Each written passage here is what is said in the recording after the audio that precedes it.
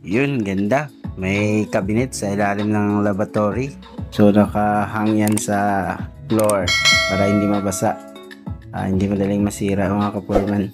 So, ganun din yung bowl na inilagay natin o water closet. May bidet spray. So, doon sa kabila, mayroon ding under cabinet. Kulay puti dito mga ka-foreman. Yung kanyang door. At ito, yan. At ayun, yung kanyang shower. At ito naman yung kanyang heater. Balik naman tayo dito.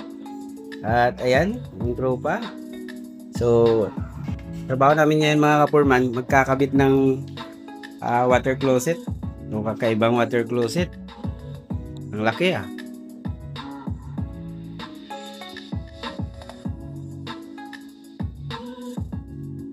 Ayan mga ka-foreman. Yung water closet natin. Patingin na ilalim. So, silicone lang yung ano namin dyan mga ka-foreman. Silicone din, mayroon tayong nilalagay dun sa may... Ito yung nilalagay mga ka-foreman. Para dito. Yun. Yan. So, may ano pa to? May balot pa. Ito yung bracket. At ayun, ito na yung tropa natin. Binubuhat na yung ating water closet. At ayan, kailangan kasi nakasit up yan. So ginuhitan muna nila sa ibaba. Ganun kasi pagkabit para masintro natin yung butas. Kaya kailangan, ayan, pit na pit. So isa yan sa pinaka-importante mga ka-foreman. At ngayon, bubutasan naman ng tropa natin.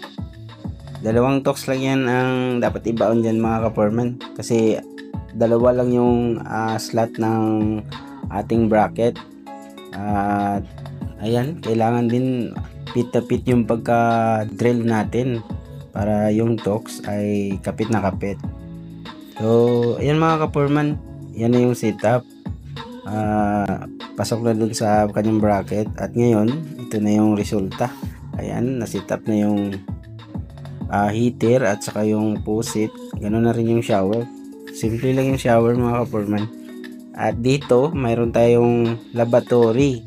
So tingnan naman natin yung lavatory mga ka-foreman. So nakahang yan sa floor para hindi mabasa. Hindi madaling masira mga ka-foreman. So cabinet din yan. Ayan, may dalawang pintuan siya. So yun lang, ganyan lang yung ilalim. Napakasimple lang mga ka-foreman.